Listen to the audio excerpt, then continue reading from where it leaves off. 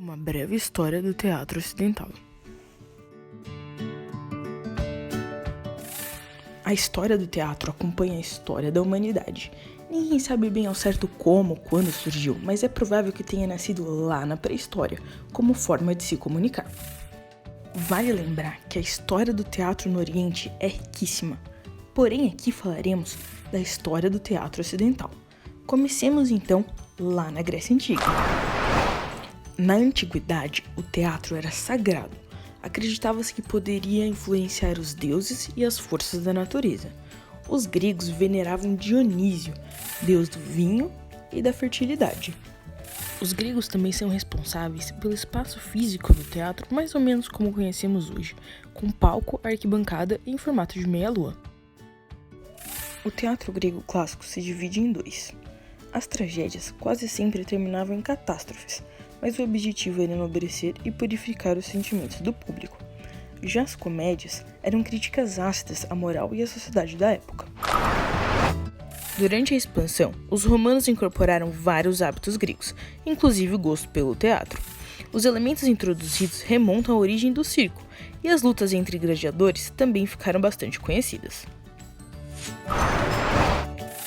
Na Idade Média, o teatro era basicamente religioso. A igreja utilizava dele para educar os fiéis. Também existia o teatro profano, feito de forma cômica nas praças e feiras. Retratava as figuras populares, como o avarento e o bêbado. Gil Vicente é conhecido como o pai do teatro em língua portuguesa. Até hoje, seus autos e farsas são muito ensinados. No Renascimento, o teatro foi influenciado pelas grandes mudanças culturais da época. Por exemplo, as navegações, a invenção da imprensa, a reforma protestante e, principalmente, o antropocentrismo. Na Itália surge a Commedia dell'arte, precursora do teatro de rua. Na Inglaterra, destaque para William Shakespeare, considerado por muitos o maior escritor de teatro de todos os tempos. Na França, muita pompa e finesse, era o classicismo francês. Nos séculos XVIII e XIX, sob efeito da Revolução Industrial, o teatro sofre influência do positivismo de Auguste Comte e das pesquisas do britânico Charles Darwin. O teatro romântico rompe com o classicismo, valorizando a vida real, a liberdade criativa e até o grotesco. O realismo é sobre temas e tipos humanos mais verdadeiros, a vida cotidiana sem distorções ou retóricas. O naturalismo ressalta todas as características do realismo, sem ilusão nenhuma, às vezes é até mórbido.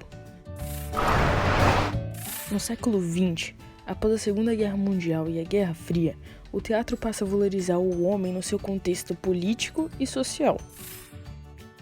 Por exemplo, o teatro épico de Brecht procurava desmistificar a sociedade de classe, apelando para o senso crítico do espectador. Já nos Estados Unidos, o American Way of Life dá origem a Broadway e todo o show business. Para finalizar, a performance é uma forma de teatro pós-dramático. Não se baseia na palavra ou em argumentos. Totalmente simbólica, o importante é a experiência do artista e do público.